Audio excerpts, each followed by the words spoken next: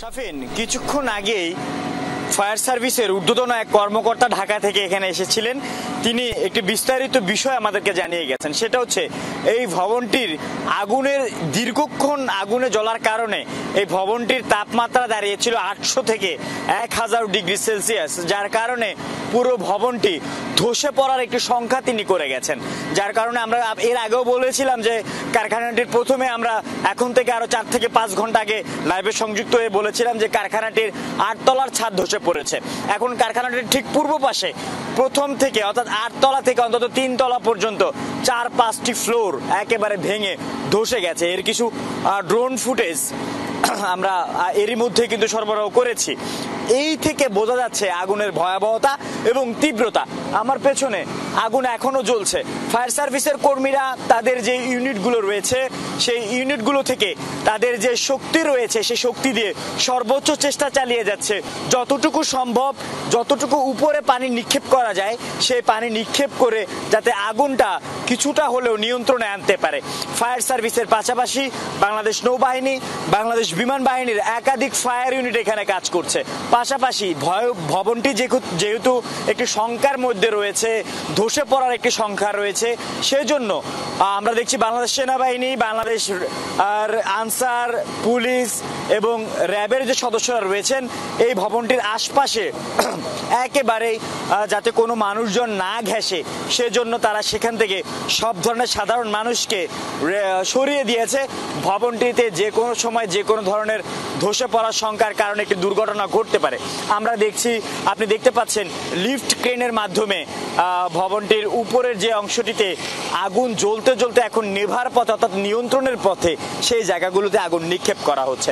আগুনটি কিন্তু বলা যেতে পারে যে শুধুমাত্র পানি নিক্ষেপের কারণে নিয়ন্ত্রণ এসেছে এমনটা না।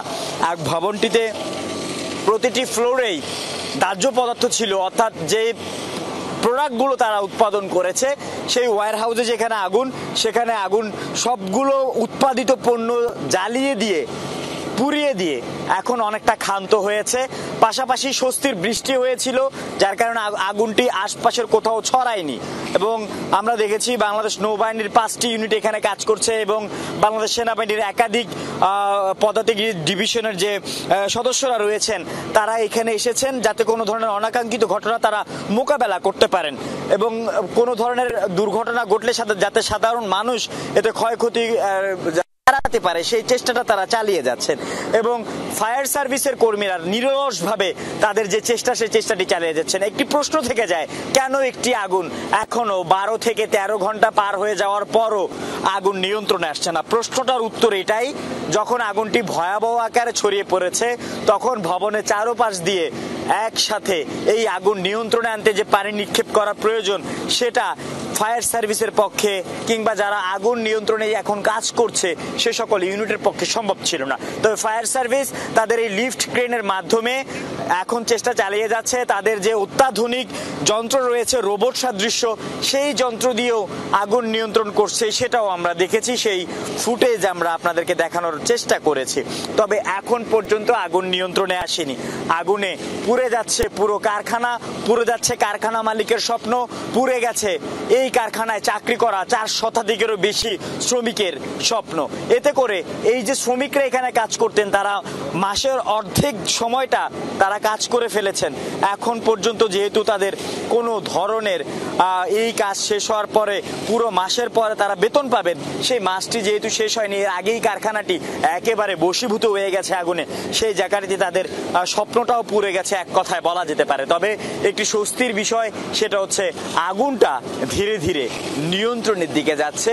আগুনটা নিজে নিজেই জ্বলে ক্ষান্ত হয়েছে, তারপরও ফায়ার সার্ভিসের কর্মীরা তাদের যে চেষ্টা সেই চেষ্টাটি চালিয়ে যাচ্ছে এবং লিফট ট্রেনের মাধ্যমে আমরা দেখছি আলো জ্বালিয়ে তাদের যে চেষ্টাটি আগুন নিয়ন্ত্রণ করার, পানি নিক্ষেপ করার সেই চেষ্টাটি চালিয়ে যাচ্ছেন। এবং এই লিফট ট্রেনের মাধ্যমে ফায়ার সার্ভিসের যে কর্মীরা উপরে উঠেছেন তারা দেখতে পাচ্ছেন আসলে আগুনের ভয়াবহতা কেমন এবং ঠিক কোথায় পানি নিক্ষেপ করতে হবে।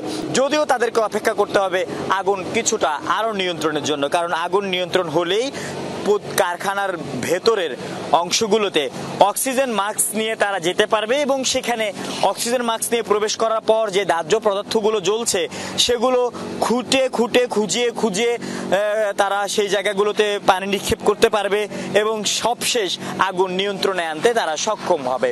তবে এখন পর্যন্ত আগুন নিয়ন্ত্রণে আসেনি এবং একটি বড় প্রশ্ন থেকে যায় এই যে কারখানাটি সেটার কমপ্লায়েন্সে অনেকটা ত্রুটি রয়েছে, কারণ আগুনটি যখন সপ্তম তলা এবং অষ্টম তলার কর্নারে আগুনটি লাগে সেই সময়তে আগুনের পরিমাণ ছিল খুবই কম। ভবনটিতে থাকা আগুনের ইকুইপমেন্ট যদি থাকতো এবং সেগুলো ব্যবহার করার জন্য যদি সক্ষম প্রশিক্ষিত জনবল থাকতো তারা কিন্তু অল্প সময়ের মধ্যে সেই আগুনটি মোকাবেলা করতে পারতো এবং নিয়ন্ত্রণে আনতে পারতো। তারা কিন্তু সেই কাজটি করতে পারেনি। এতে কিন্তু ভবনের এবং কারখানার যে ফায়ার ইকুইপমেন্ট সেগুলো নিয়ে প্রশ্ন থেকে যাচ্ছে। ফায়ার সার্ভিস হয়তো এই আগুন নিয়ন্ত্রণের পর ভেতরে প্রবেশ করে পূর্ণাঙ্গ তথ্য সংগ্রহের পর আগুনের সূত্রপাতের কারণ এবং তাদের যে সংকট, যে তাদের যে ত্রুটি সেগুলো যাচাই করতে পারবেন এবং আমাদেরকে জানাতে পারবেন এবং সেই বিষয়গুলো সরাসরি যমুনা টেলিভিশনের দর্শক যারা রয়েছেন তাদেরকে আমরা জানানোর চেষ্টা করব। সাফিন।